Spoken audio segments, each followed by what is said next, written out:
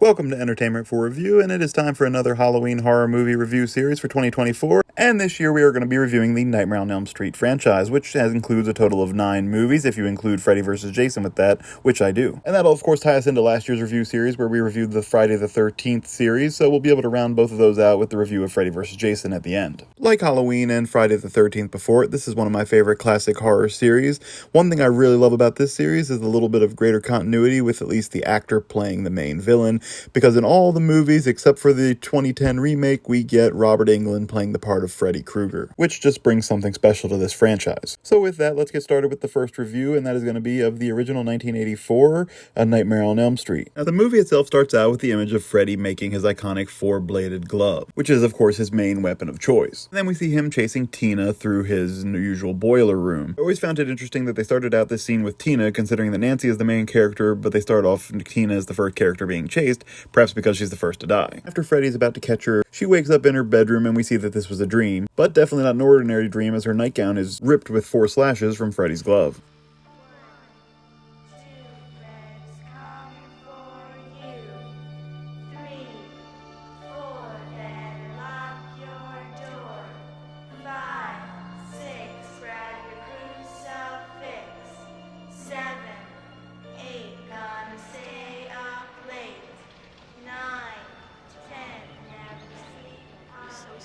Now, the next day on her way to school, we're introduced to the remainder of our core cast members, which are the teenagers that Freddy is after in this movie. Pretty small group in this movie, it's just 4 of them. It includes Tina, her boyfriend Rod, Nancy, our main character, who's played by Heather Langenkamp, and her boyfriend Glenn, who's played by Johnny Depp, making his first ever film appearance in this movie. Later, when Tina's mom goes out of town, she convinces Nancy and Glenn to come over and stay the night with her so that she can hopefully get some sleep. And she's joined by Rod as well. Unfortunately, as we know, they're facing an enemy who attacks them in their dreams, so eventually Tina does fall asleep. And she again encounters Freddy in her dream.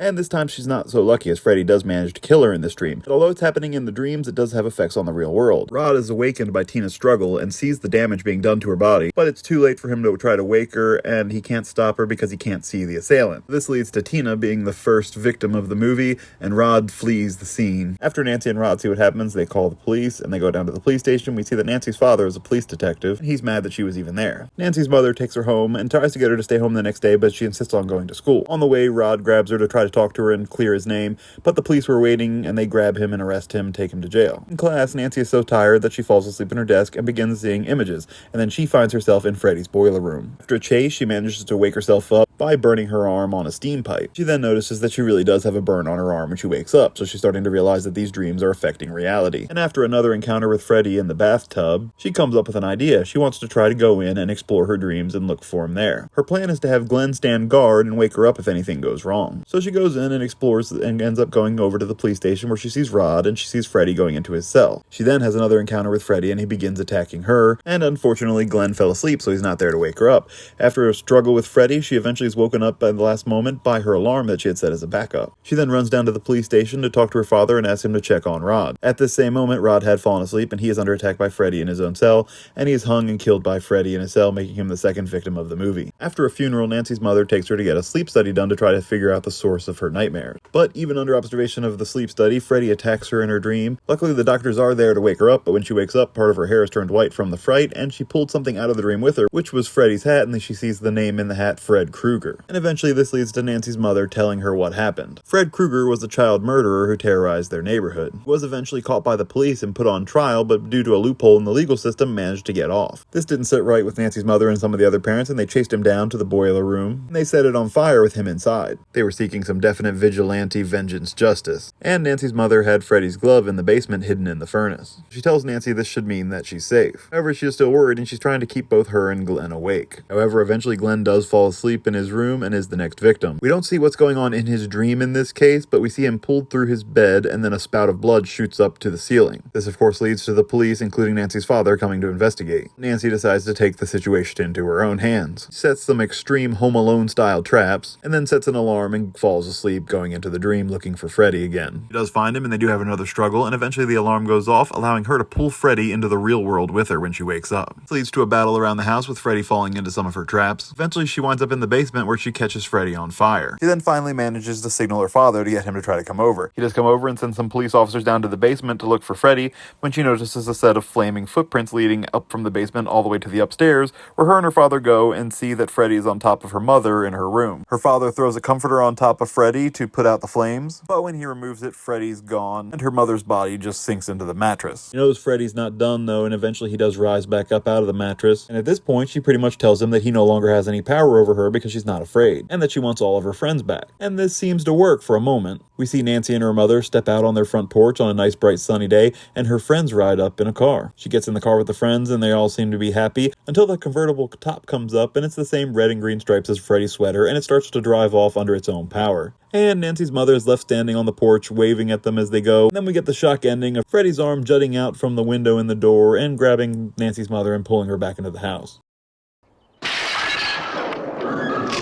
Whether it's her first death or this, we consider Nancy's mother the fourth and final death of this movie. And that concludes the first Nightmare on Elm Street film. Now, while I do think this is an excellent film and a good one in the franchise, it's not my favorite in the franchise. And that's not anything to do with the quality of film, it's more to do with character development. This movie has a good story and does a good job of introducing Freddy Krueger, but as I mentioned before, we do have one actor, Robert Englund, playing Freddy Krueger for most of these movies. Because of that, he kind of develops the character over time and grows into the role. And I think the Freddy in later movies does develop and become a little bit more entertaining and a more interesting character down the line. Now, this horror series, like any horror series with various directors, suffers from continuity issues, but we'll get to that later. What this movie does do, like I said, is introduce the very sinister character of Freddy Krueger, a man who died and has now come back to seek revenge in dreams. It was a very interesting idea at the time, a character who attacks you in your dreams, so how do you fight back against that? It truly is the stuff of nightmares. We also introduce Heather Langenkamp, aka Nancy Thompson, who would go on to reprise this role in 2 other movies in the franchise down the line. While she may not be the best protagonist there was in any series, she is an interesting character who went on to figure out Freddy's game, or at least she thought she did. The other thing I really like about this movie is the special effects, because it has real practical special effects, whereas the later 2010 remake would of course mostly be CGI. I appreciate the effort that the special effects teams had to put in place in these early horror movies. So let's talk about our killer again. We have Freddy Krueger, a man who's depicted as having a very badly burned face. He also wears an old fedora and a red and green Christmas sweater to round out his attire. And this essentially is the iconic look that he'll stick with throughout the franchise. Oh, what are some things that this movie suffers from? Well, not the best acting in the world. That's not uncommon also for these franchise-starting horror movies. Go back and watch the behind-the-scenes documentaries about them. You'll often hear them talk about how they barely got made, how they had to gather money, things like that. Standout performance for me is, of course, Robert Englund, who does establish the character of Freddy Krueger well, and then down the line grow it much, much better. We do focus on a relatively small group in this movie of 4 friends, and a few of their parents do make appearances, but only Nancy's get any real screen time. A relatively low death toll of only 4 in this movie. And I'd also like to discuss the ending a little bit more. Now, Nancy seems to come to the conclusion that if she doesn't give Freddy power, he doesn't have any power, and that seems to work for a moment, till we get the shock ending of her getting pulled away in the car and her mother getting pulled back through the door. But really, this was just meant to end on a cliffhanger and keep the audience guessing and set up for potential sequels. But it also shows that Nancy wasn't quite right in her theory about Freddy's power. It could also, I guess, just be looked at as a final dream sequence, as Nancy does return in the end, even though she was driven away in the car. A bit of a different ending. Let me know your thoughts on it in the comment section below. This movie has done pretty well with audiences. It got a 95% fresh score on Rotten Tomatoes, an 84% score from audiences, and a 7.4 out of 10 score on IMDb. Me, for this first movie, I think it's pretty good, but like I said, it's not my favorite in the series. I score this one at an 8.5 out of 10. It may not be the best one, but you gotta love it because it did start this franchise. Let me know your thoughts on this original Nightmare on Elm Street movie in the comment section below. Please be sure to like and subscribe, and keep an eye out for my next video coming soon.